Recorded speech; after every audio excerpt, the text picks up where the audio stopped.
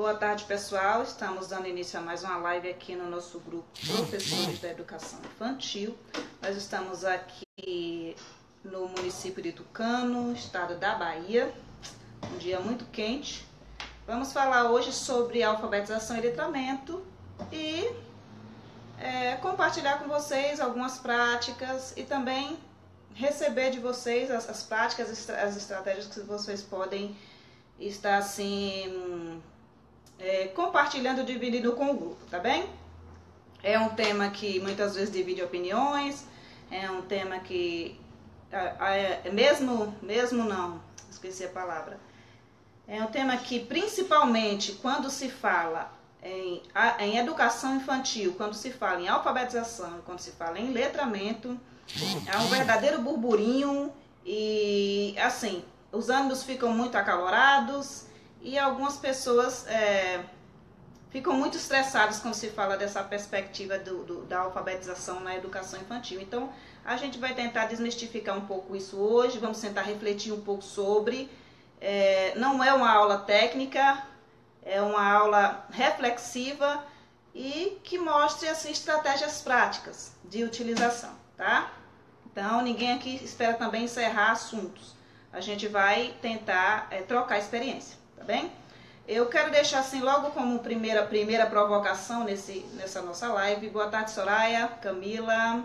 Já chegaram cedo hoje, hein, meninas? Então, assim, deixar já uma pequena provocação, uma fala das autoras Luciana Piccoli e Patrícia Camini, do livro Práticas Pedagógicas em Alfabetização, Espaço, Tempo e Corporeidade. Deixa eu mostrar direitinho. Este é um livro espetacular, na área de alfabetização, de letramento, é o meu preferido, gosto muito desse livro. Então a gente já deixa aí essa primeira fala, né? Não temos a ilusão, no entanto, de que todas as propostas apresentadas às crianças precisam ser lúdicas, como se necessitassem de um disfarce para se tornarem agradáveis e interessantes. Boas práticas em alfabetização nem sempre são lúdicas e não devem deixar de ser utilizadas por este motivo. Além disso, pode fazer mais diferença o modo como a professora propõe as atividades aos alunos do que insistir apenas no lúdico como estratégia didática. E aqui ela coloca uma observação sobre este parágrafo. Ludicamente, a criança se alfabetiza sem perceber. Comentários como esse, bastante circulantes na área da pedagogia, exemplo daquilo a que estamos nos referindo. Tá? Então, assim, é um tema que divide opiniões, né? Alfabetização e letramento na educação infantil. Então, gente, alfabetização seria o quê? Apropriar-se do sistema alfabético de escrita. E o que seria o letramento? Seria a gente desenvolver meios de utilizar esse sistema nas práticas sociais, né? Vamos ver aqui nas palavras da Piccoli e da Camini também, o que, na perspectiva de Magda Soares, o que se diz alfabetização e letramento. Na perspectiva dessa estudiosa, ela se refere a Magda Soares, seria preferível conservar ambos os termos, alfabetização e letramento, por meio do reconhecimento das várias facetas de cada um. Para o letramento, a imersão das crianças na cultura escrita, a participação em experiências variadas, com a leitura e a escrita, o conhecimento e a interação com diferentes tipos de gênero de material escrito. Para a alfabetização, a consciência fonológica, a identificação das relações fonema-grafema, as habilidades de codificação e decodificação da língua escrita, o conhecimento e reconhecimento dos processos de tradução da forma sonora da fala para a forma gráfica da escrita, das relações entre essas facetas com origens em processos diferentes. Emerge então aí a ideia de alfabetizar em um contexto de letramento ou de alfabetizar letrando, como vem circulando amplamente. Boa tarde, Leia. Boa tarde, Marlene. Boa tarde, Aparecida, Melissa. Bem-vindas, meninas. Então, gente, para a gente tratar desse tema de alfabetização e letramento na educação infantil, Vamos observar o campo de conhecimento, oralidade e escrita, que está aí na nossa base nacional curricular comum, né? Base Nacional Comum Curricular, BNCC, né? E o que seria essa base nacional comum? É um documento de caráter normativo que define o conjunto orgânico e progressivo de aprendizagens essenciais que todos os alunos devem desenvolver ao longo das modalidades da educação básica, tá? Então, assim, se você não teve acesso ainda ao BNCC, hoje nós publicamos lá no site os campos de conhecimento, tá? Publicamos lá no site os campos de conhecimento. Você pode fazer a leitura dos campos de conhecimento. Lá no fim do texto, você pode clicar no link. O texto está em azul para você ler na íntegra. As páginas, acredito que são 300 e poucas páginas que para você ter acesso ao BNCC, tá? E aí você pode fazer a leitura ali do que diz respeito à educação infantil para que você se informe melhor, tá? Neste documento, as áreas de conhecimento, linguagens, ciências humanas, ciências da natureza e matemática são rearticuladas em campos de experiência, tá? Então, as áreas de conhecimento foram rearticuladas em campos de conhecimento, tá? É o que a gente tem mais novo em termos de educação, tá? Quando se fala de documento. Ou seja, em conjuntos de experiências reunidas a partir do artigo 9º da DCNE. Essa é uma fala da Zilma de Moraes Ramos de Oliveira. Então, assim, lê o BNCC, lê as diretrizes curriculares nacionais para a educação infantil, tá?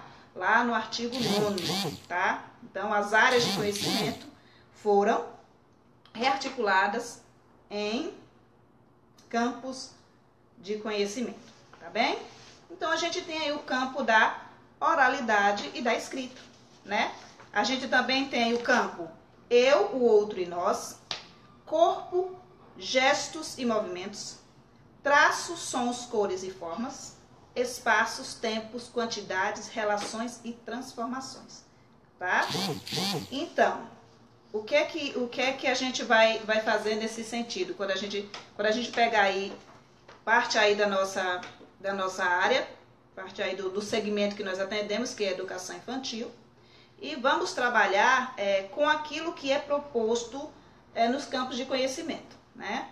Então, alfabetização e letramento, quando é trabalhado dentro da educação infantil, tem que ser trabalhado levando em consideração esses campos de conhecimento. E o campo de conhecimento, oralidade e escrita, tá? Aí a gente faz uma breve leitura, tem muita leitura, né, gente? Olha, alfabetização e letramento é um tema que pede muita leitura, é um tema que pede muito embasamento teórico, tá? Então, assim, se eu estiver lendo um pouquinho a mais, é necessário, tá? Oralidade e escrita. A educação infantil é a etapa em que as crianças estão se apropriando da língua oral e, por meio de variadas situações nas quais podem falar e ouvir, vão ampliando e enriquecendo seus recursos de expressão e de compreensão, seu vocabulário, o que possibilita a internalização de estruturas linguísticas mais complexas. Ouvir a leitura de textos pelo professor é uma das possibilidades mais ricas de desenvolvimento da oralidade pelo incentivo à escuta atenta, pela formulação de perguntas e respostas de questionamentos, pelo convívio com novas palavras e novas estruturas sintáticas, além de se constituir em alternativa para introduzir a criança no universo da escrita. Desde cedo, a criança manifesta desejo de se apropriar da leitura e da escrita. Ao ouvir e acompanhar a leitura de textos, ao observar os muitos textos que circulam no contexto familiar, comunitário e escolar, ela vai construindo sua concepção de língua escrita, reconhecendo diferentes usos sociais da escrita, gêneros, suportes e portadores. Sobretudo, a presença da literatura infantil na educação infantil introduz a criança na escrita, além do desenvolvimento do gosto pela leitura, do estímulo à imaginação e da ampliação do conhecimento de mundo. A leitura de histórias, contos, fábulas, poemas e cordéis, entre outros, realizada pelo professor, o mediador entre os textos e as crianças, propicia a familiaridade com os livros, com diferentes gêneros literários, a diferenciação entre ilustrações e escrita, a aprendizagem da direção da escrita e as formas corretas de manipulação de livros. Nesse convívio com textos escritos, as crianças vão construir hipóteses sobre a escrita que se revelam, inicialmente em rabiscos, garatujas, e à medida que vão conhecendo letras em escritas. Vamos lá, já está acabando o texto. Eu dobro a página, depois me perco. Em escritas espontâneas não convencionais, mas já indicativas da compreensão da escrita como representação e oralidade. Então, gente, antes de adentrar o espaço escolar, a criança já tem contato com a leitura e a escrita, no seio familiar, né?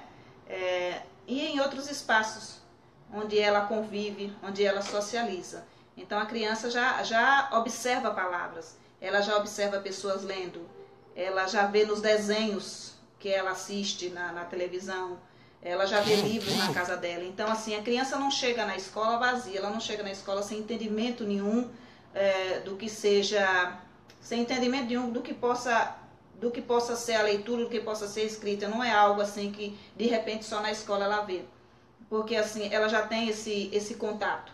Ainda que essa criança não esteja em lares com pais que leem para ela, com pais que deixam livros assim acessíveis para ela, essa criança já tem algum contato com a leitura e com a escrita, né? Seja de que forma for.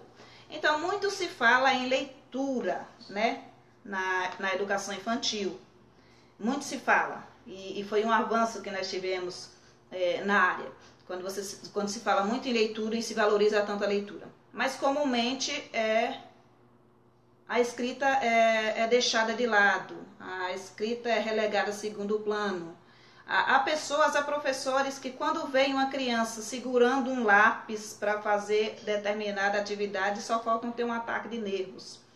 Porque na concepção deles, o que eu acredito que seja uma concepção reducionista, crianças não podem manusear lápis, né? Como se crianças não brincassem de escrever como elas brincam de ler. Então, assim, eu acho que a gente não pode reduzir o ensino. A gente não pode simplesmente considerar que uma criança é incapaz de manusear um lápis. A gente não pode também reduzir as nossas práticas de alfabetização, de letramento e de uso da escrita a lápis e papel, né? A gente tem uma diversidade de materiais para usar. A gente tem tecnologia para usar. A gente não precisa se ater apenas ao papel e ao lápis.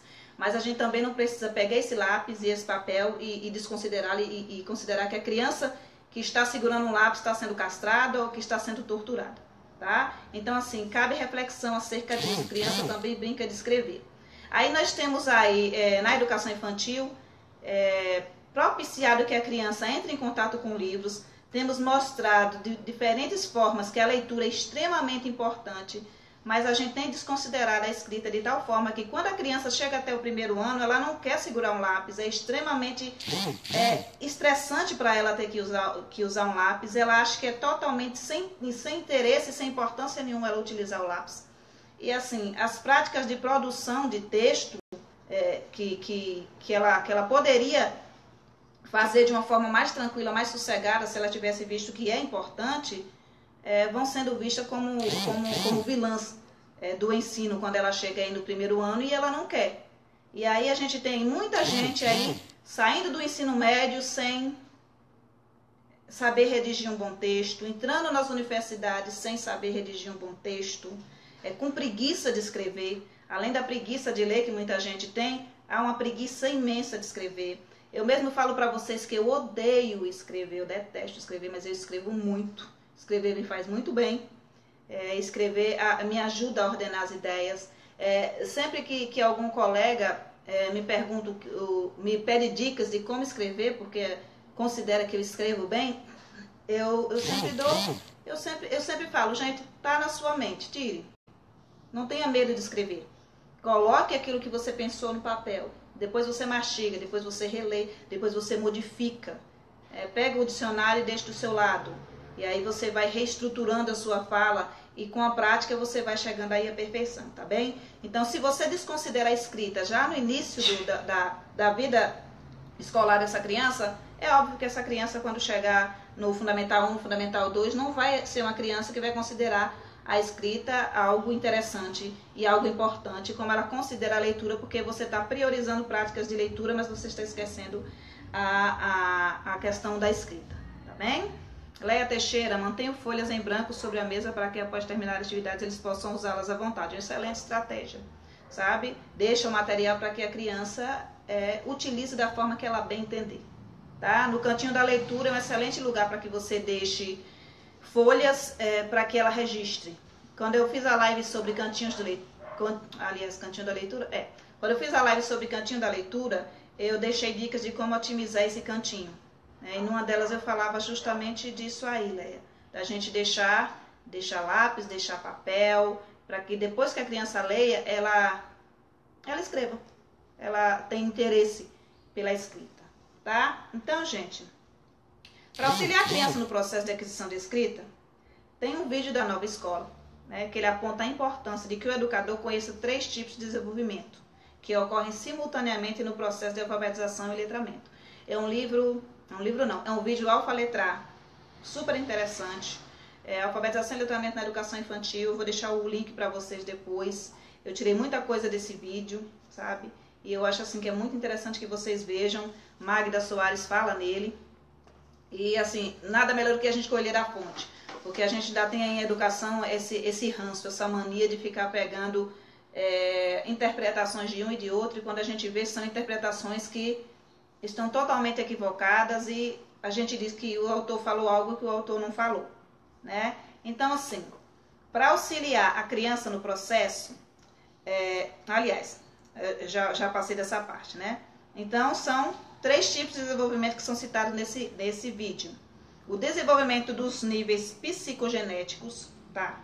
Os níveis psicogenéticos. Agora, gente, quando se fala em níveis psicogenéticos, você precisa ler, reler, se informar, compreender. Eu já vi passando aqui na linha, alguns colegas colocam a foto da atividade que fez com a criança, do teste, das palavras e da frase, e perguntam em que nível essa criança está. E assim, para você descobrir em que nível a criança está, assim, só por você olhar, não é recomendado. É recomendado que a pessoa faça o teste com a criança e descubra junto à criança. Eu, apenas olhando um papel, posso assim, ter uma ideia de que a criança está no nível que ela não está e passar essa informação. E assim, não é interessante. É interessante que o professor seja técnico e saiba fazer o teste. Então, ó, novamente, práticas pedagógicas em alfabetização. Espaço, tempo e corporeidade. É da Luciana Piccoli e da Patrícia Camini. Eu comprei da Edelbra, ó, a editora Edelbra. Este livro você consegue ler no Google Books, tá? Também deixo o link para que vocês façam vistas. Você não vai conseguir ler o livro completo, o livro inteiro, mas você vai conseguir ler. Pelo menos eu resolvi comprar esse livro quando eu li no Google Books, tá? Então aqui tem, ó, problematizando os níveis psicogenéticos, página 35, tá? Assim, super interessante esse livro. É um dos livros que eu mais indico quando se fala em alfabetização e letramento. É um livro que eu super indico. Marisa Salles, eu sempre trabalho com essa teoria. Folha à vontade para expressar. Livre escolha deles e alguns jogos lúdicos, né? Então, assim, primeiro tipo de desenvolvimento dos níveis psicogenéticos. Então, você precisa conhecer os níveis, você precisa saber aplicar os testes, você precisa identificar em qual nível a criança está. E daí que para você ser um professor alfabetizador, você precisa ser extremamente competente, extremamente técnico. Não dá para você fazer alfabetização, não dá para você alfabetizar uma criança catando tudo que você vê pela sua frente e levando para a sala de aula. Isso não vai funcionar. Talvez funcione com algumas crianças, porque já estão ali em processo, tá? Sandra Valério, o nome do livro? Práticas Pedagógicas em Alfabetização, Espaço, Tempo e Corporeidade. Eu vou deixar o nome do livro depois, tá, gente? Eu deixo o nome do livro e deixo o link do Google Books para que vocês façam vistas. Então, gente, se você não for um professor extremamente técnico e que conheça e que saiba aquilo que você está aplicando, possivelmente, é quase certo, é quase que na totalidade dos casos você não vai conseguir alfabetizar uma criança. Porque para você alfabetizar, você precisa ter competência técnica, você precisa saber aquilo que você está fazendo. Nunca se alfabetiza por alfabetizar. Não se faz por fazer e se tem sucesso. Se fosse assim, qualquer pessoa conseguiria alfabetizar uma criança, né? Não é qualquer pessoa que consegue alfabetizar uma criança. Eu tenho conhecido profissionais que alfabetizam uma criança em 3 meses. São profissionais técnicos, são profissionais que estudaram, se aprofundaram naquilo e que sabem aplicar dentro de um método, dentro de uma técnica e conseguirem sucesso. 3 meses. Né? Eu vi isso dentro da metodologia do GEMPA, baseado no pós-construtivismo de Step-Lagrossi. Tá? 3 meses para se alfabetizar uma criança. Aí você vê, muitas vezes as pessoas dizem, mas cada criança tem o seu ritmo. Leva, em média, 3 anos, primeiro, segundo e terceiro ano para que uma criança se alfabetize. E não é bem assim, tá? Não é bem assim. Eu vi a metodologia ser aplicada em comunidades carentes e com um número de alunos de 17, 20 alunos, 25 alunos. E ali a professora conseguia alfabetizar em 3 meses cerca de 15, 20 alunos. Ainda que tenha os mais lentos que aprenderam em 6 meses. E ainda que não se tenha tido sucesso em 100%. Às vezes há sim sucesso em 100%, mas assim, o GEMPA é técnico. O GEMPA funciona, se o professor também souber aplicar. Eu achei aqui que no município, quando se terceirizou o GEMPA, ou seja, as formadoras saíram daqui para tomar o curso e voltaram para a terceirização mesmo. Voltaram para poder dar aula para as professoras daqui de como aplicar a metodologia. Então, assim, não funciona. Não funciona porque você terceirizou, você não buscou da fonte. A gente sabe que você pega um pouco da fonte e ali você pega ali 80%, vamos dizer. Aí você, quando vai repassar essa informação, você já perde ali mais 60%. Quando vai passar para o outro, aí já tem ali, você já tem os 40%. Então, não é eficaz, tá? Eficaz é você pegar da fonte. Então, GEMPA funciona? Funciona. É técnico? Na minha opinião, extremamente técnico. Tá? Requer do professor um esforço descomunal, principalmente o professor que sai da faculdade despreparado, que a faculdade não explicou de forma técnica. Tá? Rosana, o GEMPA é um grupo, procura aí, GEMPA é um grupo de estudos sobre... Gente, eu não sei dizer direitinho o que é que significa GEMPA. Quem trabalhou com GEMPA e puder colocar aí pra gente, por favor. Mas assim, o GEMPA, ele trabalha com o pós-construtivismo, né? Para mim, na minha concepção de GEMPA, de tudo que eu vi de GEMPA, minha irmã trabalhou no GEMPA, assim, é extremamente técnico e requer que o professor tenha uma competência técnica para aplicar. E é cobrado do professor que tem essa competência técnica. Então, não se espera do professor menos do que 100%. Né? Quando se espera do professor, ele diz, a gente vai lhe dar uma turma e você vai alfabetizar 100% dessa turma. Então, priorizado as práticas de leitura e escrita. Tá? Mas assim, o GEMPA é para primeiro ano, gente. Acho que é primeiro, segundo e terceiro, se não me engano.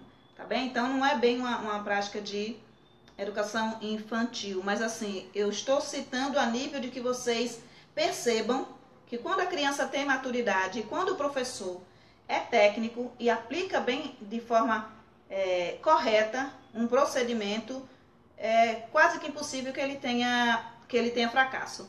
Rimota? Tem um aluno com 5 anos que lê fluentemente. Alguns da sala conseguem ler algumas palavras, mas tem uns que têm muita dificuldade em formar apenas uma sílaba. Será que é eu que estou falhando? Olha, assim, eu acredito no seguinte, quando se fala de alfabetização para mim é processo, né? Eu fui alfabetizada aos 4 anos de idade, em casa, de forma muito espontânea.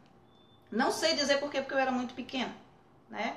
Mas eu lia tudo que me davam. Geralmente se escrevia em letra cursiva e se dava para mim, né? E eu lia, e eu lembro muito, eu tenho memórias de quando eu lia, as pessoas ficavam todas muito felizes de me ouvir, falavam, nossa, que bonitinho ela lendo. Me colocavam em cima da mesinha e eu lia, né? GEMPA, Grupo de Estudos sobre Educação, Metodologia de Pesquisa e Ação. Isso mesmo, Leniede Farias. Olha, eu lembro da Leniede, ó, de muitos anos, conheço Leniede, não é de hoje, gente. Grupo de Estudos sobre Educação, Metodologia de Pesquisa e Ação. Depois procurem os livros da Esther Pilagrossa. Eu tenho a Esther Pilagrossa no meu perfil. Vocês procuram e aí vocês veem mais do trabalho dela, né? Estou na educação infantil 4 a 5 anos, há 13 anos, Leia Teixeira. Então, gente, o que é que eu acho que falta na questão da alfabetização e letramento? Se diz muito que a criança não tem maturidade para conseguir aprender a ler e escrever antes dos 6 anos de idade. E quando a gente fala em alfabetização aos 4 anos de idade, aos 5 anos de idade, meu Deus, é aquela confusão. Mas assim, conheço crianças que foram alfabetizadas e letradas com 4 anos de idade. Conheço crianças que foram alfabetizadas e letradas aos 3 anos e meio, muitas em casa pelas suas mães, que são também professoras, que são também estudiosas no campo da alfabetização, sabe? Que tem planejamentos tops, sabe? E que tem avanços significativos. Já coloquei no grupo algumas vezes a criança lendo, e muitas colegas falaram o seguinte, essa criança decorou, essa criança não está lendo, não tem condições dessa criança estar lendo. Aí eu trouxe outro vídeo onde a criança tropeçava na palavra, ela lia um pouco e ela voltava, né? Porque a criança lia tão bem, tão fluentemente aos 3 anos e meio, e uma outra aos 2 anos, e que as pessoas não conseguiam compreender. Eu acho assim, quando você tem um espaço apropriado para que você ensine, para que você alfabetize, quando você tem os recursos apropriados, quando você tem um número de alunos reduzido, no caso, quando é uma mãe que é professora, que está alfabetizando em casa de forma lúdica, ninguém está falando aqui de castrar a criança, de fazer algo mecanicista, não, ninguém está falando disso, está se falando numa criança que é estimulada, né? Tem um método também que vocês podem pesquisar, do Glenn, acho que, se eu não me engano, Glenn Doman. Procura o método Doman. Se vocês forem lá no YouTube, vocês procuram bebê ler, ensinando o bebê a ler, alguma coisa assim, que é desde pequenininho também lá, e que é possível sim. A gente aqui tem assim, salas extremamente numerosas. A gente tem crianças vindo de todas as camadas sociais e crianças vindo de todos os ambientes sociais. E a gente sabe que é extremamente complicado você aplicar uma técnica de ensino numa turma que não é disciplinada, que não é tão homogênea, que é heterogênea ao extremo, e assim, onde uns têm interesse e outros não têm interesse, né? Mas a gente aqui está falando da educação infantil, então, assim, é possível que a criança aprenda a ler antes dos 6 anos de idade? É possível.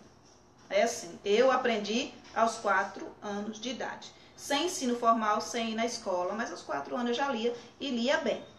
E compreendia aquilo que estava lendo, apesar das pessoas acharem que por ter 4 anos a gente não compreende nada. É claro que você não vai pegar um livro Pedagogia da Autonomia e entregar para uma criança de 4 anos para que ela leia e compreenda, tá? Então, literatura apropriada.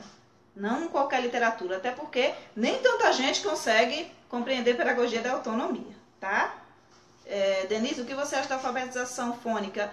Denise, é aquilo que eu falava antes. Se você sabe aplicar o método fônico do Capovilla, aplique. Agora, se você não sabe, se você vai tateando, não vá não. Porque assim, método fônico requer também uma competência técnica muito grande. Então, se você vai alfabetizar, seja que método você for usar, você tem que ter competência técnica, né? Marisa, alfabetiza crianças com dificuldade de aprendizado, GEMPA, distorção seriedade. Quer dizer que todas as escolas têm alunos fora do padrão da idade escolar. Pega os alunos e forma uma turma paralela. Não dá para ler tudo, mas assim, já fica aí para que as colegas leiam. Não dá para ler tudo porque sobe. Professora, como chama a autora do livro? Chama Luciana Piccoli e Patrícia Camini. Né? Leia Teixeira, você escreveu Minha Turma. Então, gente, o que a gente falou da questão do desenvolvimento dos níveis e da competência técnica do professor. Se você não tem competência técnica em alfabetização e letramento, procura cursos de alfabetização e letramento, tá? E procura cursos técnicos de alfabetização e letramento, para que você saiba o que você está fazendo, seja no primeiro ano, no segundo, seja na educação infantil, né? Seja qual for. O método da casinha feliz. Rosemary, muitas mães que fazem homeschool, que eu conheço, utilizam o método da casinha feliz e têm obtido sucesso, também têm obtido resultado. Na escola pública você não vai achar muito espaço para que você aplique da forma que você considera correta.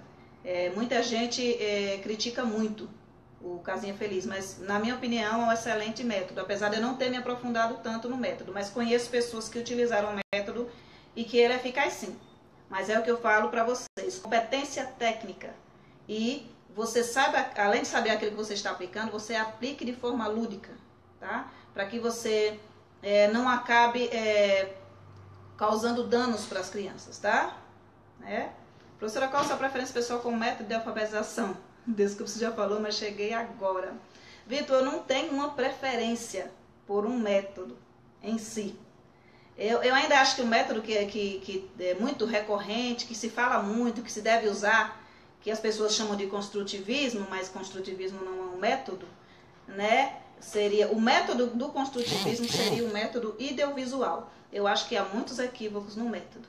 Eu acho que, assim, não há uma aplicabilidade técnica tão boa que faça esse método surtir efeito. Nós temos muitas crianças não alfabetizadas, tá? Mas, assim, são as teorias que estão aí.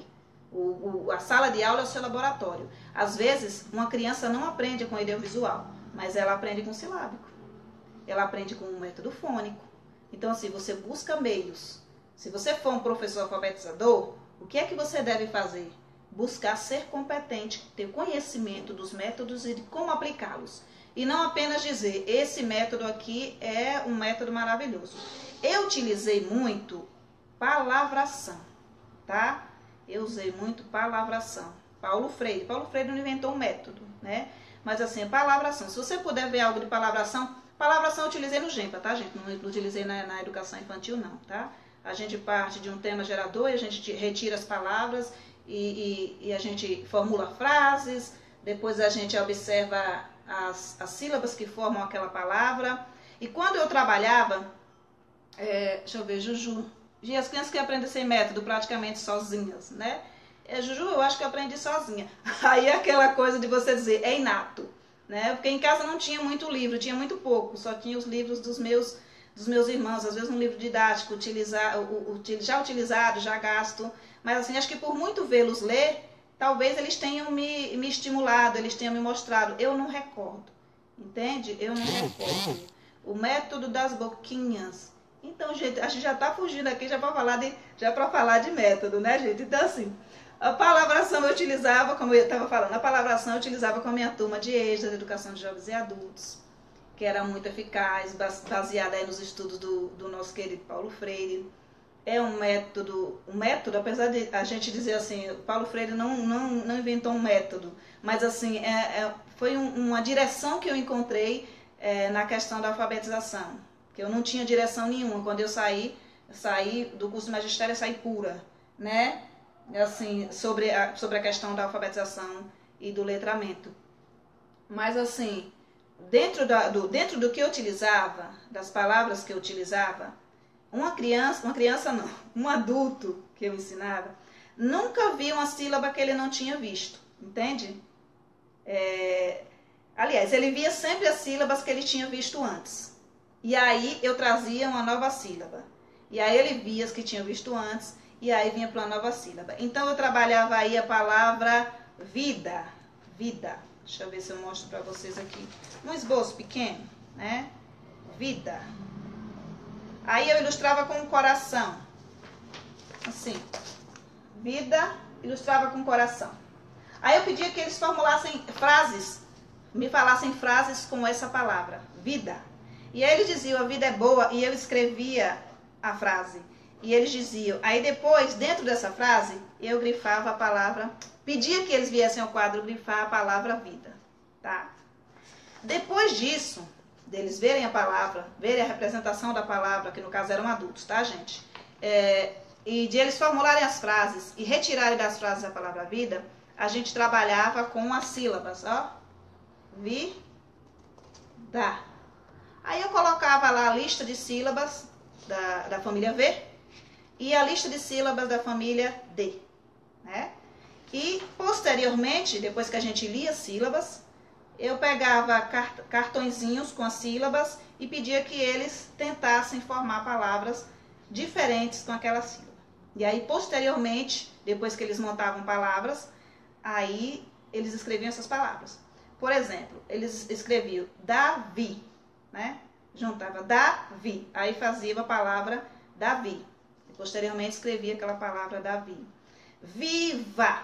Então eles iam pegando os pedacinhos e iam tentando montar até conseguir uma palavra nova. Viva, né? Aí eu colocava também as vogais, né? Aí eles já montavam via, ave, entende? E assim a gente ia dando prosseguimento ao processo de alfabetização. Então, assim, foi um método que eu utilizei bastante. Não posso dizer que é o mais aplicável, que é aplicável no turno da educação infantil. Eu falo sempre, experimenta. Sabe? Experimenta aí um período de tempo e com competência técnica, faça estudo sobre, leia aquilo que você está procurando aplicar, procure cursos técnicos para que você aprenda a fazer e para que você não faça por fazer, né? Lá você tem que saber fazer para você fazer bem feito, né? E você só sabe fazer bem feito se você fizer, né? Tem um autor que diz que só se aprende a fazer fazendo, tá? Então vamos lá, gente. O desenvolvimento da consciência fonológica é o segundo desenvolvimento, que a gente já está fugindo aqui, né? Para Moraes, Capellini, Ciasca, Zorzi, Mugen e Santos, o termo consciência fonológica foi definido como sendo a consciência de que as palavras são constituídas por diversos sons ou grupos de sons e que elas podem ser segmentadas em unidades menores. Então a criança tem que ter uma compreensão que a palavra que ela vai escrever, que a palavra tem som. E ela tem que conseguir segmentar, tem que perceber que essa palavra é segmentada. Então as palavras são segmentadas em sílabas, as frases elas são compostas por palavras, entende? Então a criança, jogos de quebra-cabeça já na educação infantil são muito interessantes para que a criança já vá compreendendo esse processo, tá? Então assim, por exemplo, se eu pego uma figura, eu gosto muito de usar tipo puzzle, né? Eu pego uma figura, por exemplo, uma bola, e aí eu corto essa figura em 4, né? Aí eu tenho B, O, L, A, e a criança vai montar essa figura e vai ter essa palavra bola, tá? Então assim, se a criança já tiver condições, se você já estiver trabalhando a sílaba lá posteriormente, você já só precisa fazer 2 peças, bola, para que a criança monte e já tenha mais uma consciência de sílaba, tá? Quando você faz a bola e você coloca as letras, aí você já pode estar trabalhando o som das letras. B, O, L, A, bola, tá? Então, vamos prosseguir aqui. E o desenvolvimento do conhecimento das letras. Eu acho que basicamente na educação infantil, o que a gente tem feito muito mesmo, é trabalhar com esse tipo de desenvolvimento que é o conhecimento das letras, né? Muita gente reduziu a alfabetização e letramento na educação infantil a isso, a reconhecimento de letras. Então assim, desnecessário de forma alguma, é necessário. Mas assim, você não pode desconsiderar o desenvolvimento da consciência fonológica e também dos níveis psicogenéticos, né? Que é o que a gente tem de mais atual na área, tá? Então, assim, se você vai trabalhar com conhecimento das letras, o que a gente procura sempre? Os nomes das crianças no crachá, a gente procura que eles reconheçam as letras dos nomes em outras palavras, a gente trabalha com a leitura do alfabeto, para que eles reconheçam, para que eles conheçam a letra, para que saibam o nome da letra, e que saibam o som da letra, para que eles compreendam que aquela letra, por exemplo, D de Davi, não é só de Davi, né? O D também é de dado, também é de Danone, entende? Então a gente tem que trabalhar com isso para que a criança ela tenha compreensão daquilo que ela está aprendendo, para que ela não veja uma letra como um desenho, para que ela possa compreender que a letra que a letra não é um simples desenho, que a letra que aquela letra tem função dentro de determinada palavra. Rosimeire, penso que os vários métodos nos ajudam a atender vários tipos de criança que tem mais facilidade em um e não no outro. Exatamente, Rosimeire. E é por isso que se você for um professor alfabetizador, você tem que ter conhecimento dos diversos métodos. Porque se você não tiver, você sai fazendo um misturadão, que no fim você acaba se frustrando porque não teve competência técnica para aplicar aquilo e acha que nada funciona, ou que os alunos não aprendem, ou que a culpa é do aluno. Não é. É preciso ter competência técnica. A gente tem aí, no nosso meio, não sei se no município de vocês é assim, mas no meu município tem muito disso, que quem escolhe a turma é o professor que tem mais tempo de casa, ou o professor que tem mais tempo de casa e tem mais formações. Então, assim, aí tem uma educadora que teve formação no GEMPA, que tem formação técnica para alfabetizar, mas ela tem menos tempo de casa, né? Então, assim, coloca-se ela lá no 3º ano, pega-se uma professora que é mais antiga na casa, mas que não teve formação para alfabetizar e coloca no 1º ano, né? Aí a professora acha que é melhor ficar no 1º ano, ela não tendo competência técnica para alfabetizar, e acaba que essas crianças não são alfabetizadas no 1º, elas passam para o 2º, elas chegam no 3º, e a professora alfabetizadora, que devia estar no 1º ano já acompanhando essas crianças, tem que descascar o pepino, né? Quando seria simplesmente para você consolidar a alfabetização, aí você inicia alfabetizando alunos. Quando você devia simplesmente consolidar. Então já era um processo que já devia vir desde a educação infantil, inclusive, né? Apesar das pessoas considerarem que a criança precisa se alfabetizar apenas do 1º ano até o 3º, isso é um ledo engano. A alfabetização é processo. E ela deve ter início desde a educação infantil. Então, o professor de educação infantil não pode lavar as mãos e dizer que ele não tem responsabilidade nenhuma sobre um aluno que chega até o 3º ano sem aprender a ler e a escrever, a codificar, a decodificar e a interpretar, sabe? E a utilizar a escrita no meio social. Então, assim, a responsabilidade é de todas. Então, não adianta ninguém dizer, porque é culpa do professor de educação infantil, ou porque é culpa do professor do 1º ano, ou porque é culpa do professor do 2º ano, não. A responsabilidade é de todos. E aí, se você pegou um aluno aí no 4º ano, 5º ano, que não sabe ler, não sabe escrever, aí você me pergunta, o que é que eu faço com esse aluno? O que é que eu faço com esse aluno? Uma vez que eu não posso pegar esse aluno que está no 5º ano e mandar ele de volta para o 1º ano para aprender, nem para o 2º, nem para o 3º, porque eu estaria excluindo esse aluno. Eu preciso alfabetizar. Então, assim, se você é um professor que trabalha com o 1º segmento, ou que você trabalha com educação infantil, que você trabalha com Fundamental 1, você tem que ser um professor que saiba alfabetizar. Porque senão você vai se frustrar. Você vai pegar um aluno no 5º ano que mal reconhece o nome dele, né? Um aluno que já está frustrado. Eu já tive relato de crianças, que hoje não são mais crianças, são adolescentes, que diziam como eu ia aprender a ler e a escrever com tanto grito.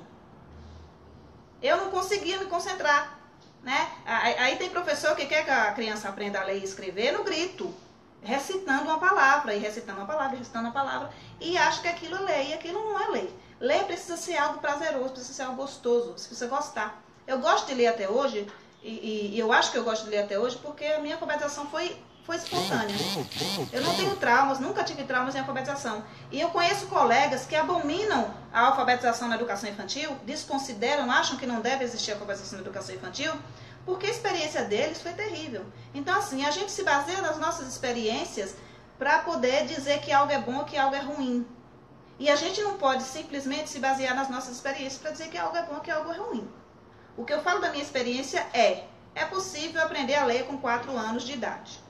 E é possível só a criança que é bem alimentada? Não, porque eu não era bem alimentada. É possível só a criança que os pais são pais leitores? Não, porque minha mãe não sabia ler, minha mãe era lavadeira, né? É possível porque tem muitos livros em casa? Não, porque eu não tinha um ambiente rico em livros, porque eu era uma criança muito pobre. O meu primeiro livro eu tive aos 3 anos, na 3ª série, aos 9 anos de idade. Né? O Amor da Minha Vida, o meu primeiro livro.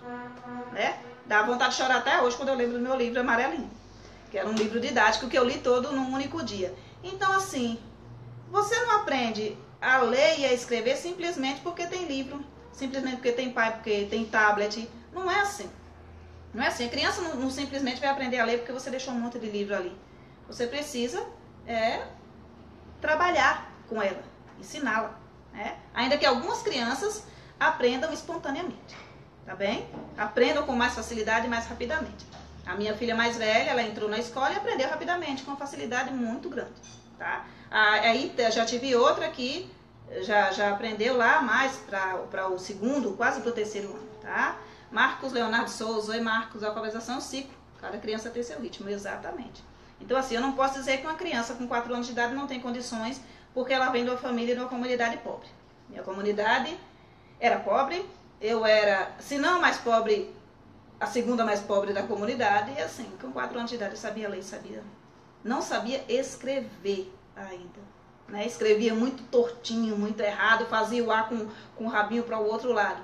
A minha colega, a Claudiana, que me ensinou a fazer o A, num desses tonéis de colocar feijão, umas latas, não sei se tem na região de vocês, mas aqui tinha umas latas enormes, e a gente pegava a giz e eu fiz o A, recordo até hoje, quando eu entrei na escola, eu fiz o A, e aí eu coloquei o rabinho, aí ela disse, não, é para esse lado aqui. E foi com ela que eu aprendi a colocar a perninha do A, mas ler eu já sabia tudo. Tudo. Precisei ser mais ensinado o processo de escrita. Né? Melhorei minha caligrafia na 5ª série, com 11 anos de idade. Assim, pedindo para a professora me dar o alfabeto, escrever o alfabeto, para que eu cobrisse. Então, ela não queria, ela tinha resistência a fazer o alfabeto numa folha para que eu cobrisse. Porque eu acredito que para ela era algo muito tradicional, né? E talvez ela já tivesse rejeição a isso. Mas para mim, cobrir aquelas letras foi assim libertador, foi maravilhoso, porque minha caligrafia melhorou muito. E aí todo mundo olhava e dizia que a minha caligrafia parecia com a caligrafia da professora. E assim, foi assim que eu escrevi melhor. Apesar de muita gente ainda condenar a questão da caligrafia, né? Então, gente, desenvolvimento dos níveis psicogenéticos, desenvolvimento da consciência fonológica e desenvolvimento do conhecimento das letras. Professor, o que você pensa sobre o insight na alfabetização? Concorda? O que acontece? Deve-se considerar isso? Vitor, no momento eu não tenho como lhe falar sobre a questão do insight, porque eu não estudei, não me aprofundei. Mas eu vou anotar aqui, tá? E aí, quem sabe, numa próxima live a gente já fala dessa questão, tá bem? Quem tiver aí, gente, informações sobre insight, por favor, coloca aí nos comentários, tá? Quem pode me ajudar aí, que eu tô no celular, não tô no computador, mas quem tiver do computador, já procura aí informação sobre insight na alfabetização e já cola aqui artigos pra gente, tá? Que aí a gente já dá uma lida e já forma mais uma opinião sobre. Já procura também com outros colegas saber o que eles pensam, para que a gente possa apoiar a nossa fala. Eu nunca apoio minha fala só no que eu penso. Eu apoio minha fala nas pesquisas que eu faço. Eu faço muitas pesquisas com professores, com coordenadores, com gestores, com pessoas que estão ensinando no Brasil, com pessoas que estão ensinando fora do nosso país, tá? Então, assim, vou observar e depois eu lhe dou uma resposta, tá bem? Então, gente, esse vídeo da nova escola também salienta ainda a necessidade de que o educador leve em conta articular as variações. Deixa eu tentar explicar direitinho. Mais ou menos assim, o professor deve levar em consideração que os alunos e que as turmas não passam pelos níveis no mesmo processo. Então, há crianças que se desenvolvem mais rápido. Há crianças que não passam pelos níveis da mesma forma. Há crianças que se alfabetizam numa velocidade que a gente até nem compreende, que é muito rápido. Ela consegue desenvolver a consciência fonológica muito rapidamente. E quando você vê, ela já está alfabetizada. Já tem outras crianças que são mais lentas. Até passar de um nível para outro nível, dá muito trabalho. E é aí que o professor deve fazer intervenções para que isso aconteça, né? Então, o que acontece? A criança ela chega na escola na fase icônica, né? Ela desenha o ícone para representar uma palavra, né? A Magda Soares, gente, aponta como importante que o professor auxilie a criança na compreensão de que escrever não é desenhar, levando-a a voltar a atenção para o som das palavras, já que nós escrevemos os sons. Entende? Então, isso que a Magda Soares ressalta, que é muito importante que o professor faça com que a criança compreenda que uma palavra não é um desenho, né? Compreende? Então a criança tem que compreender que palavra não é um desenho, tá? Uma palavra não é um desenho. Aí, na fase das garatujas, ela ainda não percebe que a palavra é som. Então a criança tem que perceber que a palavra é som. Mas na fase da garatuja, ela ainda não percebe que a palavra é som, né? Ela reproduz por observação aquilo que o adulto faz. Então, quando a criança vê o adulto escrevendo, né? Ela vê o adulto escrevendo, ela vai lá e escreve também. É muito comum, por exemplo, para uma mãe que escreve, que vai fazer uma lista para poder ir no supermercado, essa criança pegar um papel e fazer uma lista também. Ela queria anotar o número do telefone, né? Alciene, eu acredito que a criança tem que ter uma maturidade para ler, para acontecer esse despertar. É tão maravilhoso. Tive crianças que despertaram para leitura aos 4 e tenho outros que aos 7. Né? É bem assim. Eu contei o relato outro dia de uma aluna que ficou com uma colega minha alfabetizadora. Ela chegou no 3º ano, ela não sabia ler, né? E assim, a minha colega, com um pesar muito grande no coração, disse: eu vou ter que reter essa aluna, porque um ano não deu conta de eu alfabetizá-la, e eu vou ter que retê-la no 3º ano, não vai ter jeito. Foi uma decisão muito difícil. Ela conversou comigo, perguntou sobre o que fazer, e a gente viu possibilidades, e eu falei para ela: pode ser que ela não esteja conseguindo se alfabetizar por conta do estigma de ela estar aí numa turma que vem desde o 1º ano, em que a maioria é alfabetizada e que ela não se alfabetizou ainda, e os outros colegas fiquem desconsiderando ela, ou fiquem dizendo que ela não aprendeu. Por mais que você cuide para que não aconteça algum processo de bullying, sempre acontece alguma coisa, né? Então a criança vai se sentindo inadequada dentro daquela série, inadequada dentro daquela turma. Então, ela reteve essa aluna, né? Um ano depois eu encontrei essa aluna, a gente estava indo para uma reunião pedagógica, eu encontrei essa aluna, e ela estava radiante. E ela falou para mim: olha, a professora me ensinou a ler e escrever. E foi muito difícil, muito, muito difícil. E, nossa, eu ficava muito triste. Mas, assim, agora eu sei ler e escrever, eu estou tão feliz. E você ouvir da criança esse relato, que a professora não ouviu, mas eu ouvi, e assim que chegou na escola, eu chamei a professora para contar o relato para ela, e a gente enche o olho de lágrima, porque realmente esse despertar da criança para o processo da aquisição da leitura e da escrita é um negócio tão mágico que só o professor que alfabetiza ele consegue compreender. É um negócio extraordinário. A gente se sente tão realizado naquilo que a gente está fazendo, é um negócio tão espetacular que não dá nem para descrever, né? E é por isso que a gente precisa compreender que, se a gente tiver competência técnica para fazer, e buscar meios e recursos para fazer, e fazer bem feito, a gente vai ter essa satisfação em ser educador, né? Marcos Leonardo, gente, o Marcos colocou aqui sobre insight, vocês leem? Insight está ligado no cognitivismo, na percepção. Desenvolver a capacidade de discernimento, está ligado diretamente com o abstrato. Por isso deve ser também respeitada a idade da criança. Não dá para ler tudo, Marcos, porque passa aqui e aí fica assim, Shimori, acho que leia mais, né? Então, assim, gente, esse despertar da criança para leitura e para escrita é um negócio extraordinário. Então, se você não é um professor alfabetizador, ou se você não aprendeu técnicas de alfabetização, que a faculdade, você tem na faculdade é migalha, você tem que caçar, mas não tem que buscar. Encontra curso de formações na área de alfabetização e letramento, faz tudo o que aparecer na sua frente, tá? Mas procura também cursos técnicos, que aí você não fica só na teoria, você aprende a fazer, tá bem? Então, vamos lá. Aí tem a fase icônica. Por exemplo, quando você pede que a criança escreva bola, se ela está na fase icônica, você pede que a criança escreva bola. E aí ela faz o ícone, ela desenha uma bola, né?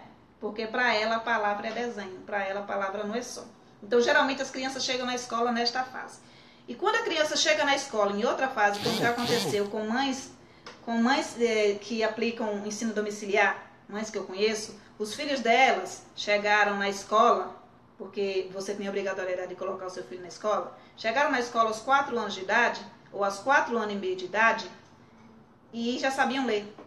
Aí entra numa turma de educação infantil, que não foi estimulada pelos pais em casa, e essa criança fica ali meio que, o professor não sabe o que fazer com o aluno.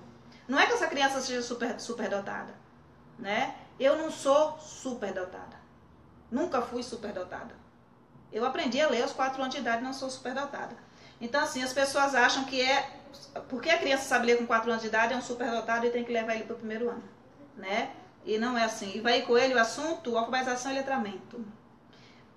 Marco Leonardo, eu particularmente como educador e alfabetizador, recomendo em muito a música como ferramenta alfabetizadora. É essencial para estimular a aprendizagem da criança. A música é um recurso espetacular.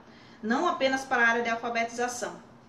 Ela é espetacular para tudo que você for fazendo dentro da escola. Tudo, absolutamente tudo. Acho que não tem nada que você não possa fazer uso da música.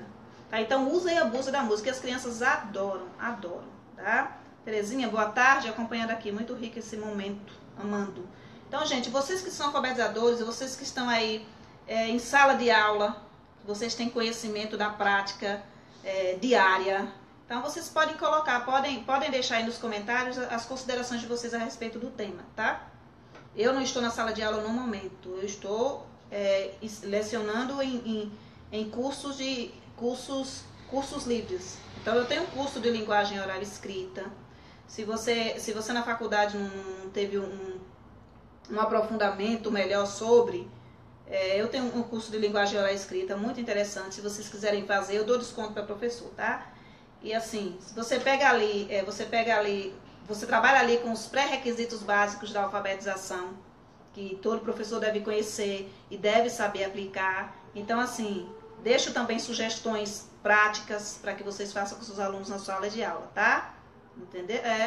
Ensinamos a grafar as vogais com música, né? E não apenas a grafar as vogais, vamos... Gente, desculpa. Vamos fazer com que a criança compreenda que essa vogal não é um desenho, que ela é um som. Vamos trabalhar com o som das vogais, né? E trabalha muito com música e percebe que eles aprendem rápido, pois se divertem aprendendo. Exatamente, a música, gente, é um excelente recurso. Então, lá na fase das garatujas, onde a criança, assim, ainda não percebe que a palavra é um som, ela vai representando com seus rabiscos, né? Com seus riscos, com as suas bolinhas, né? Eu tinha uma colega, Down, que ela fazia assim, né? Bolinhas e risquinhos. E eu achava muito interessante que ela enchia o caderno inteiro. Enquanto a professora ia passando o apontamento, ela ia fazendo as garatujas. E eu achei muito interessante quando eu tive contato com essa questão do que seja essa fase das garatujas, que eu olhei para as garatujas e a escrita daquela criança, daquela minha colega que era Down, foi significativa para mim. Ela estava escrevendo com garatujas, né?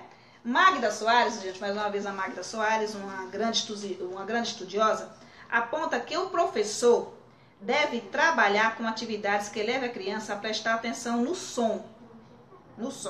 E ela ressalta que isso se faz na educação infantil.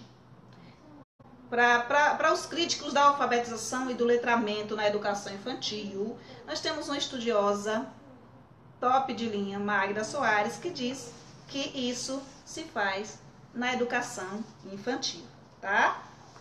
Então, assim, não adianta o professor de educação infantil achar que não deve alfabetizar, né? Não é bem assim, né? Uma professora minha da formação disse que a gente tinha que entregar o aluno no mínimo no pré-silábico. O professor de educação infantil deveria entregar a criança da educação infantil ao professor de Fundamental 1, no mínimo no nível pré-silábico, né? Então, vamos lá. Próximo apontamento. Perceber os sons das palavras ao levantar dedos para cada sílaba falada. Deste modo, a criança percebe a divisão da palavra em pedaços e a relação com os sons. Então, ela diz que a criança tem que perceber os sons das palavras. Deixa eu explicar, que está lá no vídeo. Vocês vão ver no vídeo, tá? Eu vou deixar o link do vídeo, né? Ela vai levantando o dedo para cada sílaba falada. E aí, ela percebe a divisão da palavra em pedaços, tá? E a relação com os sons, né? Então, é assim, ela diz assim, pá, aí você levanta o dedinho. Tô. São 2 sílabas. Manda a criança colocar a mãozinha aqui, ó. Aí, boneca. Bo-ne-ca. 3 sílabas. Fazendo assim, a criança vai percebendo que as palavras são sons, tá? Aí a gente tem a palavra dado. Aí, dá, do. Então, muitas vezes, esse processo de alfabetização requer um olhar do professor e requer uma dedicação do professor a determinado aluno que ele não tem quando ele tem uma turma de 25 ou de 30 indisciplinado. Entendeu? Então, o que que acontece? Aí, se convenciona falar que essa criança só consegue ser alfabetizada aos 7 anos de idade porque ela só tem maturidade aos 7 anos de idade, ou porque ela só tem maturidade aos 8 anos de idade, que a criança que sai da educação infantil vai sair mesmo fazendo garatujas, ou vai sair mesmo na fase icônica, entende? E não é isso que a gente consegue observar na prática. A gente consegue observar na prática que a alfabetização requer um cuidado especial, um acompanhamento especial, e que a gente não pode dar quando a gente tem 30 alunos numa sala. Para você aplicar um teste para fazer a sondagem dos níveis psicogenéticos, por exemplo, o que que acontece? Você precisa do apoio da sua coordenação. Você precisa do apoio da sua gestão. Para quê? Para que você faça o teste com a criança e alguém na sala de aula fique com a sua turma. Então, eu tenho 30. Eu vou levar quantos dias para fazer a sondagem? Né? Quantos dias eu vou levar até conseguir descobrir qual é o nível em que cada criança da minha sala se encontra? Sozinha, sem apoio, não dá. Porque você aplicar um teste numa sala extremamente tumultuada, cheia de alunos e que todo mundo está fazendo barulho, a criança que você está fazendo o teste não consegue se concentrar, você não consegue se concentrar. Então, a possibilidade de você aplicar um teste e ter um diagnóstico errado é imensa, né? Então, assim, a gente sabe de toda essa problemática. Então, você precisa ter uma equipe de apoio, uma equipe que lhe auxilie. Então, se hoje eu vou fazer o teste com 5 crianças, alguém vai ter que ficar com as 20, né? Ou com as 10 que você tem. Porque o que a gente vê muito nos documentários, eu coloquei essa semana aqui, a gente vê muito nos documentários, a gente vê salas com 6 alunos, 7 alunos, 8 alunos. Não é a realidade da maioria das salas de aula do nosso país. Então, não adianta eu ficar dizendo que uma criança não se alfabetiza com 5 anos de idade ou com 6 anos de idade, que é impossível que uma criança se alfabetize com 5 anos de idade ou com 6 anos de idade, quando, na verdade, o que eu não tenho é condições de fazer isso. Porque eu tenho uma sala superlotada, né? As minhas crianças hoje estão conversando bastante. Espero que vocês não estejam escutando aí, sabe? Mas assim, elas estão conversando bastante. Mas tudo bem, continuando aqui, prosseguindo aqui. Se você não tem condições de aplicar um teste de forma eficaz, você não vai ter condições de descobrir qual é o nível que a criança está. A gente fala muito da sua criança, né? Que a criança está, e você não vai conseguir aplicar as atividades que seriam apropriadas para que essa criança avance de nível. Entende? Então, é nesse sentido que a gente deve observar quando a gente fala, por exemplo, a criança não se alfabetiza antes, né? Ou então, que a gente fale que a criança poderia se alfabetizar depois, tá?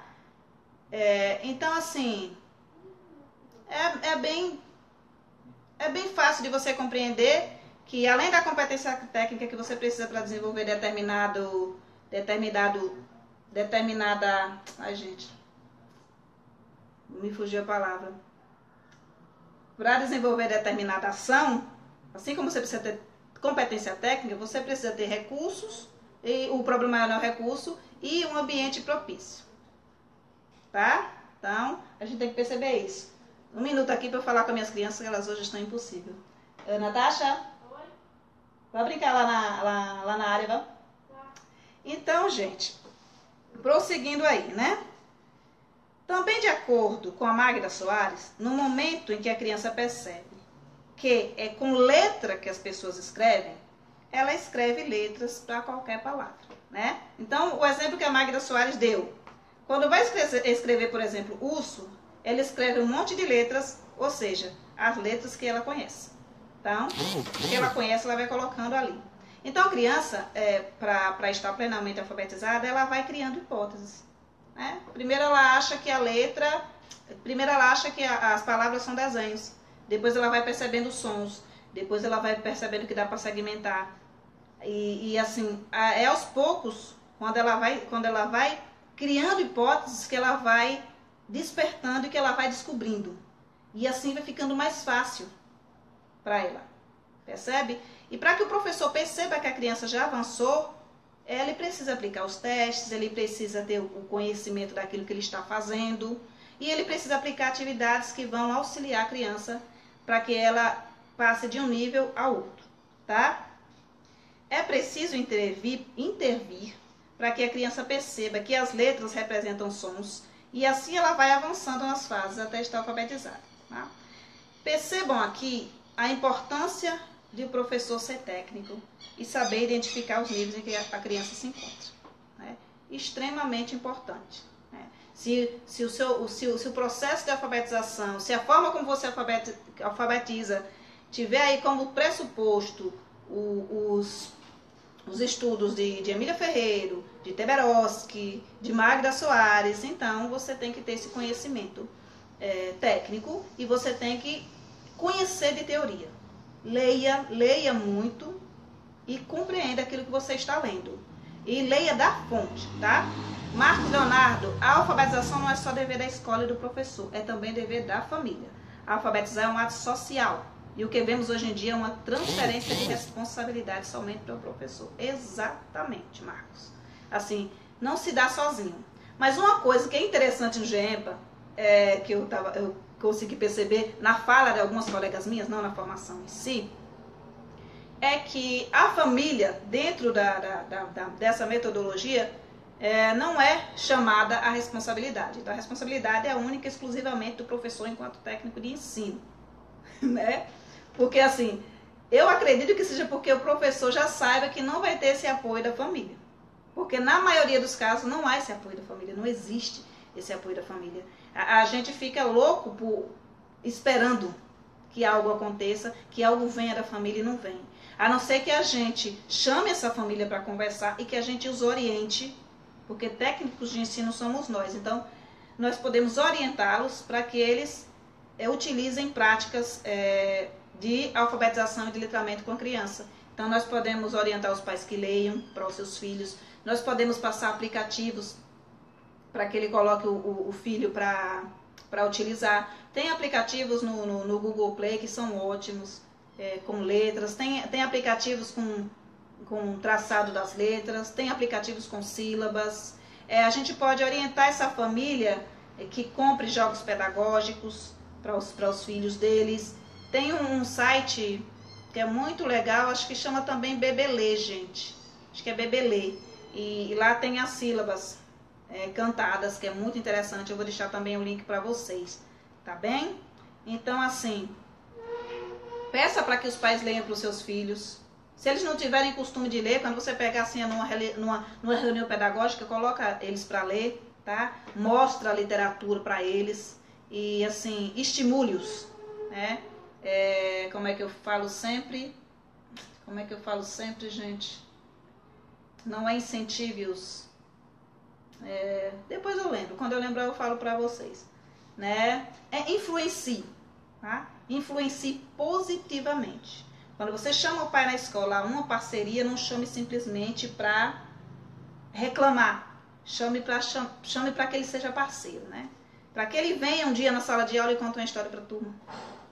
Para que ele venha um dia numa sala de aula e mostre como ele faz determinado trabalho dele, para que ele fale dele, para que ele fale das vivências dele, tá? Então, e aí, outra fala da Magda Soares, que eu achei interessante, nossa, importantíssima, perfeita, para que a gente pare um pouco, que eu não digo de vez, porque as pessoas às vezes não conseguem compreender, de dizer que a alfabetização e letramento não é função de educação infantil, né? A Magda Soares disse assim: na educação infantil, a criança tem plenas condições de chegar, pelo menos, ela usou o termo pelo menos, até a fase silábica com valor sonoro. Tá? Então, palavras de Magda Soares, grande estudiosa do processo de alfabetização e de letramento. Na educação infantil, a criança tem plenas condições de chegar pelo menos até a fase silábica com valor sonoro, tá? E vai de onde eu sou da Bahia, Tucano, Bahia. Então, gente, pelo menos, né? Ela não disse que a criança pode chegar até, ela disse pelo menos, tá? Então, significa que essa criança pode sair da educação infantil alfabetizada, plenamente alfabetizada, se ela tiver maturidade e se o trabalho for feito de forma competente, de forma técnica, de forma lúdica, num ambiente alfabetizador, num ambiente que propicie que essa criança seja alfabetizada, tá? Não é qualquer ambiente. Não adianta a gente aqui ficar fantasiando que eu tenho 40 alunos numa sala, como tem colegas que têm 40 alunos numa sala, e que eu vou, de repente, pegar 40 crianças de educação infantil e levá-las até a serem alfabetizadas na educação infantil. De que forma? Né? Então, o ambiente é muito, muito, muito importante. Né?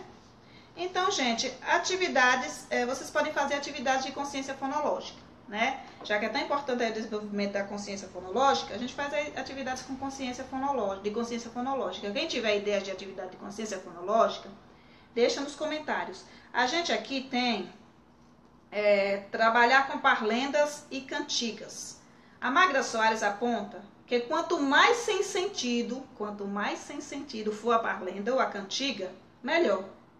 Pois deste modo a criança fixa no som das palavras. E a gente sabe que a gente bem tem aí um repertório de cantigas e de parlendas que não fazem sentido algum, né? Então, eu achava que, nossa, mas não faz sentido nenhum. Como é que vai ser bom para a criança aqui? Mas a Magda Soares disse que é bom. E melhor, inclusive, que não tenha sentido algum, porque aí a criança fixa no som da palavra, não fixa no sentido da parlenda, mas no som da palavra, né? A gente tem aqui uma ideia que é o jogo da rima, né? As rimas são muito trabalhadas para o desenvolvimento da consciência fonológica. Depois de selecionar um texto com várias palavras que rimam, o professor sugere uma palavra, exemplo, lua, e explica aos alunos que irá ler o texto e eles terão de prestar muita atenção, de forma a identificar as palavras que rimam com lua. Sempre que ouvem uma palavra que acham que rima, os alunos levantam o braço dizendo rima, tá? O professor interrompe a leitura, repetindo a última palavra lida, de forma a verificarem em conjunto se rima com lua, né? O jogo continua até que o professor termine a leitura do texto e que todas as palavras que rimam com lua tenham sido identificadas, tá? Então, assim, eu achei essa estratégia muito interessante, né? Construção do livro das rimas. Como é que é feita a construção do livro das rimas, gente? Assim, olhando para o outro, ainda para o jogo das rimas. Se eu pego um texto, é bom que eu pegue um texto que seja adequado para o nível que eu estou trabalhando, né? Então, se eu pegar ali o texto A Foca, quer ver a foca ficar feliz é pôr uma bola no seu nariz. É uma música também, pode ser cantada, né? E tal, eu pego o texto, retiro a palavra e toda vez que achar uma palavra que rima, a criança levanta o braço e diz rima. Fato, minha filha saiu da turma de 4 anos lendo. Hoje, no primeiro ano, ela dá um show. Ama livro e sempre que lê, dá sua opinião. Ou seja, nem sempre concorda com tudo que lê. É bem crítica mesmo. Eu não vi de quem foi o comentário, porque subiu. Assim, Rose, minha relação com os pais é ótima. Criei um grupo de pais da sala, no WhatsApp, e deixo eles sempre a par de tudo que acontece na minha sala. Mando fotos, mando vídeos e músicas que eu utilizo em sala. Rose, esse negócio de ter pais no WhatsApp, eu vejo muitos colegas falando sobre ter pais no WhatsApp. Que bom que a sua experiência é boa. Tem muita gente que arranca os cabelos. Mas enfim, desculpa aí, gente. Vamos lá. Uma segunda estratégia para trabalhar com rimas e desenvolvimento da consciência fonológica é a construção do livro de rimas. Como é que é? Cada página é dedicada a um determinado som. Exemplo, ão. As crianças desenham ou colam imagens que representam palavras que terminam com um som selecionado. Exemplo, cão, pão, sabão. né? Então a gente vai fazer um jogo de rimas. Um jogo não, construir um livro de rimas. O jogo foi retirado, esse jogo e essa ideia da construção do livro de rimas foi retirado de O Conhecimento da Língua, Desenvolver a Consciência Fonológica, de Maria João Freitas, Dina Alves, Tereza Costa, tá? Outro jogo que você pode fazer de consciência fonológica é bater palmas para identificar o número de sílabas, né? Pá, tó, né? Tem a que a gente colocou agora, que tá lá no vídeo, que é com levantar um dedinho, pá, tó, né? E tem esse. Cada vez que a criança escuta uma sílaba, boneca, do, todo mundo bate palma, né, cá. É para que a criança vá fazendo essa associação, né, das palmas com o pedacinho da palavra, tá? Então, o que a gente tem mais aqui? A gente tem aqui, gente, um jogo de rimas com figuras. Esse aqui foi feito há algum tempo atrás, né? Vamos lá. Aqui, ó. Hora de rimar. A gente tem esses flashcards, né? E o que a gente faz? Deixa eu tirar isso aqui da frente. O que a gente faz com esses flashcards aqui? Com esses cartões rápidos? A gente cola num pedacinho de papelão, tá? Pedacinho de livro, de capa de livro que já tá obsoleto. Plastifica com durex, ó, gente. Não precisa ser nada muito... Se vocês quiserem mandar laminar, tudo bem, tá? Mas assim, não precisa. Você passa um durex, uma fita adesiva, que é o material que tem na escola. Você tem na escola, ó, folha de ofício, papelão você acha, fita adesiva na escola. Então pega o material da escola para você não gastar em casa, né? Aí aqui eu tenho, aí eu vou rimar. Aí eu tenho aqui, ó, as figuras que rimam, tá? Então, vocês estão vendo direitinho? Aqui são 5 figuras nesse cartão, tá? Então eu tenho as figuras que rimam. Então, o que a criança vai fazer? Ela vai ver esta palavra e vai dizer a palavra que é caracol. Caracol. O que rima com caracol? Aí eu tenho mão e eu tenho sol. Caracol rima com sol. Vê? Você pode fazer essa atividade para que eles façam colagem. Eu gosto de fazer fichas porque assim eu posso utilizar várias vezes. Aí eu tenho pão. Pão rima com mão. E aí a criança vai colocando, tá? Pão rima com mão. Anel. Anel rima com troféu. Compreenderam? Eu tenho esse artigo para venda lá no site, gente. Aí tem as cartelas e tem as palavras, tá? Você faz as fichas e você utiliza com os seus alunos quantas vezes você precisar. Se a sua turma, você quer trabalhar a questão da letra inicial, você pode usar essas cartelinhas também e as letras móveis, tá? Então, caracol, a gente usa a letra C, ó. Caracol. Pão, aí a gente tem a letra P, ele vai colocando a letra inicial. Então, o recurso não serve só para trabalhar uma coisa, serve para trabalhar várias. Aí, eu quero trabalhar a sílaba. Aí, ó. Caracol, C-A-K. Tá vendo? E é assim que a gente vai trabalhando. Ou a gente utiliza também como ficha para escrever. Então a criança pega a canetinha e escreve a letra inicial, né? O som inicial. Ou ela pega uma canetinha, não essa caneta, mas aqui dá para apagar depois, tá? Pega a canetinha... Ai, gente, esqueci o nome da canetinha. Sempre me foge da memória. Canetinha hidrocor. Aí ela escreve aqui a sílaba inicial, K. Ou a sílaba final, col. Né? Se você tiver aí em turma já de primeiro ano. Letra inicial, anel. Cartola. Né? Então, você pode trabalhar para que ela escreva. E depois que você escreveu, aí pega uma buchinha. Hidrocor, obrigada, Paulo.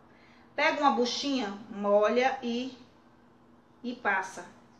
Aí você vai usar essa ficha agora e vai usar essa ficha o ano que vem e vai usar essa ficha quantas vezes forem necessárias, tá? Então, assim, você não vai mais gastar com papel, novamente, sabe? Você tem o recurso que você pode usar para várias coisas, ó. Só aqui é hora de rimar. Só suplanta esse pedaço aqui, ó. Recorta aqui e faz essa ficha para outra coisa, tá bom? Então, essa é a nossa primeira dica para você trabalhar com rima, consciência fonológica. Outra ideia que a gente tem também para trabalhar aqui, essa aqui eu também tenho lá no site, é uma pirâmide, tá vendo, gente? É uma pirâmide de palavras. Aqui, essa pirâmide é com sílaba complexa. O arquivo que eu tenho tem sílabas simples e tem sílabas complexas. Então, a gente recorta, cola num papelão, tá? Boa tarde, Leidiane. A gente cola num papelão ou num pedaço de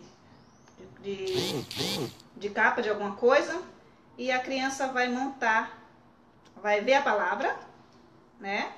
E aqui ela já percebe que a palavra, ela tem pedacinhos, tá? Essa palavra aqui tem 2 pedacinhos, né? Aí a gente tem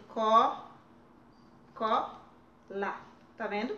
E ela sabe que quando ela montar a pirâmide, tá dando pra ver direitinho? Quando ela montar a pirâmide, ó, lá. Aí ela vai ter uma palavra, tá? Aqui você já vai trabalhando com ela a formação das palavras e o som das sílabas. Lá, né? Leidiane Souza, vendo, tá R$10 esse, gente. R$10 as fichas para impressão. E R$10 também o outro, fichas para impressão. Se vocês comprarem os 2, eu faço por 16, tá bem? Outro joguinho que eu tenho para trabalhar com a consciência fonológica são esses cartões. Mesmo processo, tá? Cola, capa de livro velho, obsoleto, não serve mais para nada, tá? Não tô cortando livro novo, não. Pra depois não vir me criticar. E aí a gente tem aqui. Eu não tô com o prendedor de roupa aqui. Mas aqui na educação infantil a gente já trabalha também com a questão do movimento de pinça, né? Então, gambá. Quantas sílabas, ó? Gambá. 2 sílabas. Ele procura o numeral 2 e coloca um prendedor de roupa, tá? Se você não tiver o prendedor de roupa, não tem problema. Ele encontra o numeral 2, faz uma bolinha de massinha de modelar, coloca em cima. Se você não tiver massinha de modelar, hidrocor, pinta ou circula, tá bem?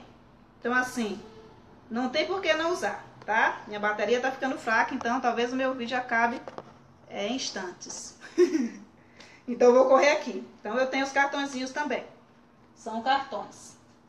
Para trabalhar com letras, ó, aquilo que a gente fez outro dia, põe massinha de modelar, tá? E aí trabalha o som da letra. Eu vou deixar aqui algumas ideias rápidas, porque, gente, realmente eu tô ficando sem bateria, né? Então, a gente vai ter que voltar com essa live, fazer de outra forma ou outro dia. Então, atividades de alfabetização e letramento. Estratégias orais. Contar histórias por meio de leitura de imagens em livros. Gravar e ouvir a própria voz. Recitar poesias. Contar uma história. Ensinar história com fantoches. Roda de conversa. Construção de história coletiva. Estratégia de leitura escrita. Fazer lista de materiais escolares, brinquedos ou para compras no mercado. Parede das expressões, escrita espontânea. Pega um papel metro, coloca na parede e a criança vai escrevendo de acordo com o que ela tiver vontade. Observar letras e grafá-las. Então você mostra a letra, ou aqui a gente no baralho mostra a letra, tá? E aí a criança vai traçar na areia, no sal, tá? A gente tem cobrir letras do nome com massinha. Jogo de sílabas, eu tenho, ó, cartelinhas. Esses daqui são gratuitos, está lá no site. Cartelas, você chama as sílabas, se a criança tiver a sílaba, ela pinta, né? Observar imagens, sequenciá-las e criar texto oral, ó. Pega uma tirinha da Turma da Mônica, ó. Pede para a criança que a criança coloque na sequência, depois cria em textos, ela fala oralmente. Fala oralmente foi ótimo. Ouvir história e criar finais, texto coletivo, você faz. Representar letras com o próprio corpo. Então, gente, como a minha bateria está acabando, né? Então, eu vou encerrar essa live por aqui. Vou agradecer a participação de todos vocês. Quem tiver estratégia, vai deixando nos comentários. Eu também deixo, tá? Então, ó, um beijo. Até a próxima live.